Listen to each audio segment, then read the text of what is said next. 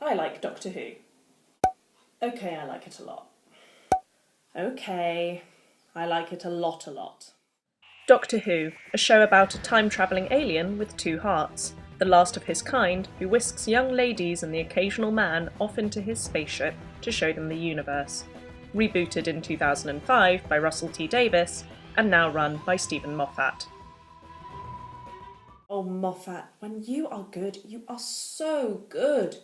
You create brilliantly simple but terrifying monsters like the Weeping Angels and the Silence. The episode Blink, which won a Hugo Award and BAFTAs, is so iconic, it's what you show people to get them into Doctor Who. And Moffat has littered the series with memorable catchphrases. Spoilers!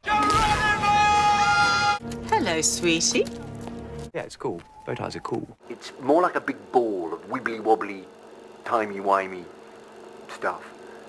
Whether or not you like Moffat's era as showrunner is a matter of taste too. For some, the 10th Doctor, played by David Tennant and written by Russell T Davies, is the best of the new Who Doctors.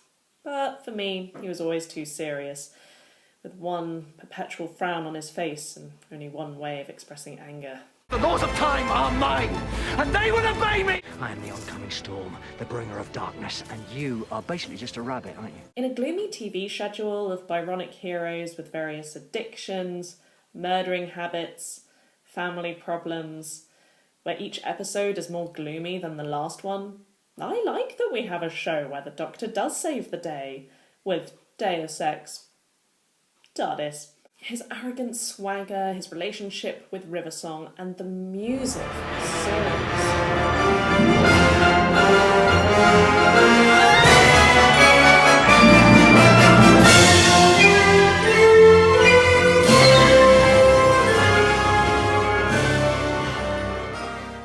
All make 11th, my favourite Doctor. But is Moffat a sexist writer? Yes, but not intentionally. Granted, I don't think many people are sexist on purpose, so that hardly gets him off the hook. I think Moffat's problem is more a lack of awareness about what he's doing. So let's take a look at where his subconscious sexism seeps through while I make a Tardis cake. Why am I making a cake?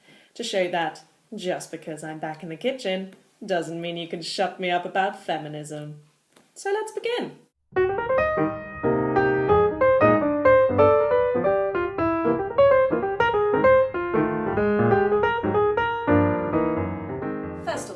Is the sexualisation of the Doctor's companions. Now, when Russell T Davies was at the helm of Doctor Who, all of the companions were fairly good-looking women, but they also appeared to be quite ordinary people, and that was part of their relatability. We're so used to seeing the ridiculously gorgeous being put on film that it's hard for us to imagine ourselves in those roles. A big part of the storyline of these characters, like Rose and Donna and Martha, is that they were ordinary people who were taken on an extraordinary journey. Contrast that with Karen Gillan. Look at the long panning shot of her miles of leg, resulting in a skimpy police outfit. There's a lot of this in Moffat-era Doctor Who. Why is this a problem? A, it's creepy, and encourages this creepiness when it's played for laughs. B, it reduces her to an object. When it's the first shot you see of her, it's a pretty big statement of purpose that her primary characteristic is that she's sexy. Now pair that with comments that Moffat made about hiring Karen as the latest companion. And I thought, well, she's really good. It's just a shame she's so wee and dumpy. When I realised she was 5'11", slim and gorgeous, and I thought, oh, that'll probably work. God, Moffat, you are such a douche canoe.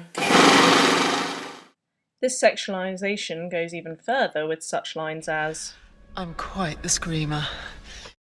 And this unforgettable job title. I'm a kissogram. What? I'm a kissogram. Sorry, not a stripper. A kissogram. Yeah. Not a stripper. No. Is a kissogram a stripper? Yeah. Oh. Add to that the fact that everyone falls in love with the Doctor and he kisses everyone, married or not, whether he gets slapped or not. I mean, the previous companions, Rose and Martha, were in love with him too, so Moffat isn't entirely to blame here. But it is excessive in Moffat's reign. I don't care if it's timey-wimey. You have a wife! Stop kissing other girls! Donna, please come back. You just want to mate. I just want a mate. You're not mating with me, sunshine. A mate. I want a mate. Which leads me to characterisation. I think it's fair to say that Moffat has a type. Gorgeous, kick-ass ladies with guns. Riversong, the Doctor's main love interest, is the pin-up for this category, but companion Amy slips into that camp too. The problem with this is that it's a very shallow understanding of what makes women strong in fiction. When you have something pretty on screen to look at, with witty dialogue and a few fight scenes, but no person underneath, you're watching a cardboard cutout, which is definitely what it can feel like sometimes watching my beloved Doctor Who. Let's do a character study. Amy Pond meets the Doctor as a one-off when she's little. She grows up dreaming of him, becoming obsessed with her imaginary friend, with many psychologists trying to persuade her that he's not real.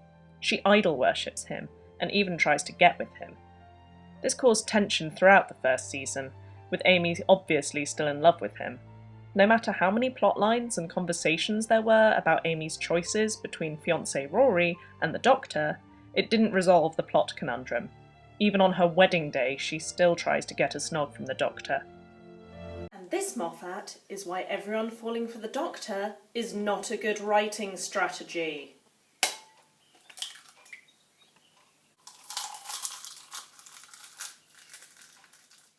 But the problem with the Doctor meeting her like this is that Amy's life revolves around him. And when it doesn't revolve around the Doctor, it revolves around Rory. We see hints that she is creative, with all the pictures she draws of the Doctor and the dolls and figures she makes. In one episode she's a travel writer, in another she's a model. It changes, but we never see this part of her life as more than a fleeting thing. She's not given a complete life outside of her relationship to Rory and to the Doctor. It's commonly seen in sci-fi for women to become impregnated with alien spawn, or have something generally horrible happen to them during their pregnancy. Said by Anita Sarkeesian that this is called the mystical pregnancy trope. And yep, it sure sounds familiar. Amy's feelings are hardly brought into consideration. She recovers remarkably quickly from her loss and has no character development as a result of it. In the real world, this would not happen. You can't go through being kidnapped during your pregnancy, having your daughter stolen, raised to kill your best friend, and then not really having a relationship with her because she's in prison, and not be dramatically affected by it. This should be a huge catalyst for her character development, but instead she's a cardboard cutout and not a person. She is merely a plot incubator. There are good moments of character development for Amy. Amy's choice, where she has to decide between the Doctor and Rory, the girl who waited, an alternate timeline Amy, who is embittered by how her hero constantly lets her down, and the God complex, in which she finally sees the Doctor as a man and not a saviour. All these episodes are written by other people. Steven Moffat may have supervised, but he has no real hand in Amy's growth as a character. Riversong is another tightly clad lady with guns. She's definitely a matter of taste. Personally, I adore her. Moffat so nearly gets her right. She starts out as a mystery. When we first meet her, she dies, and we know she and the Doctor have an intimate history. But what is it? For most of her story arc, she knows more about the Doctor than he does about her, and this is one of the only instances of this happening, and it clearly infuriates him. Riversong is on an equal footing here. The backstory that is revealed is a great one, and it does feed back into her character. She knows how to wield a gun because she was trained to be an assassin. She's an archaeologist because she wants to track down the Doctor. She's in prison because of the Doctor. Granted, I do think we needed to see a few more episodes to solidify the Doctor-River love story. It may be timey-wimey and confusing, but as an audience, there wasn't enough shared screen time to really convince me that they were in love. Regardless, I find it a wonderful and gut-wrenching love story. Now Clara is a different sort. very pretty, but she's not made up to be a sexy kitten vixen like River and Amy are, and she doesn't kick ass like them either. Doesn't mean she's any better written, however. She still falls into Moffat's favourite cliches, being a mystery with yet another title. The Impossible Girl. Sounds awfully similar to The Girl Who Waited. She's definitely not in charge as a character either.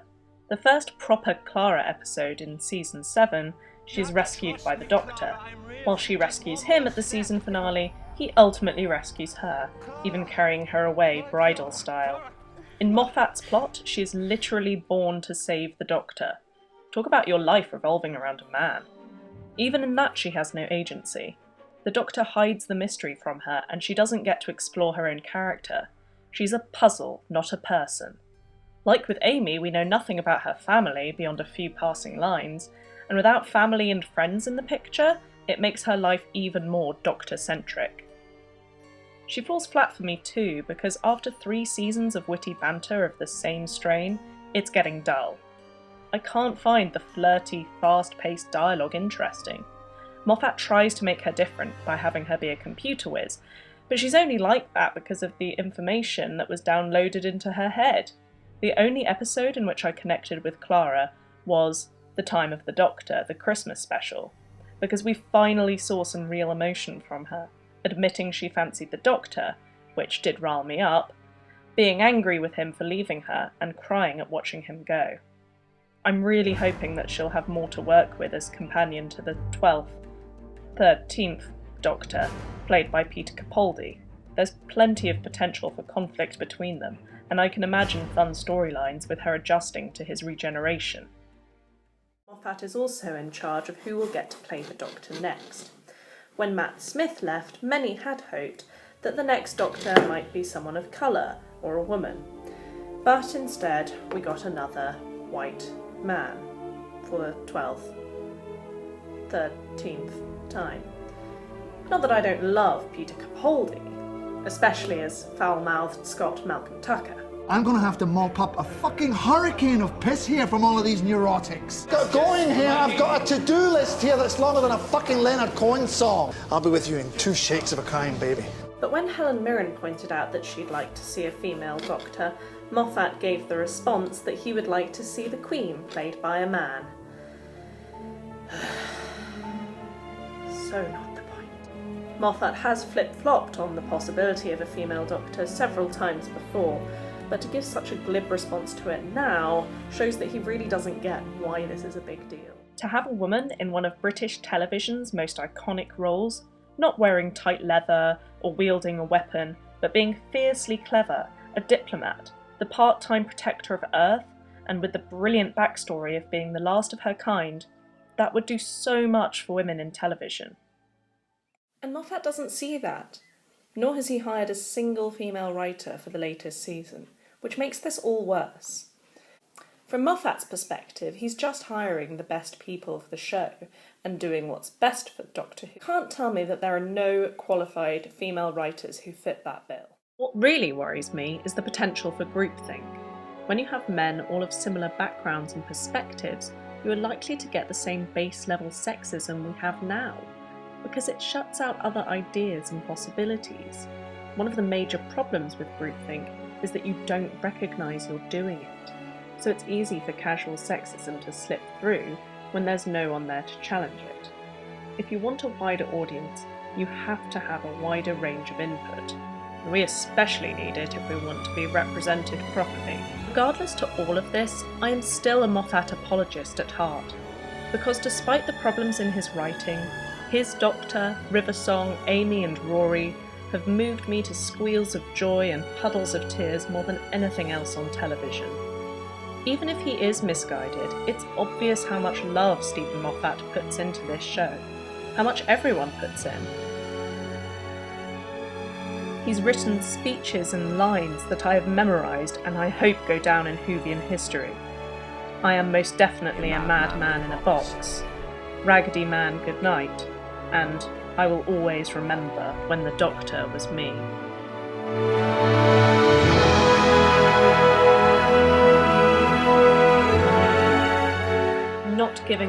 Doctor Who. It's a regenerative show. New actors, new writers, so it won't stagnate. I hope we get better. My God, do I want a female Doctor someday. For now, I have my fingers crossed for season 8, and I can't wait to see Capaldi in action.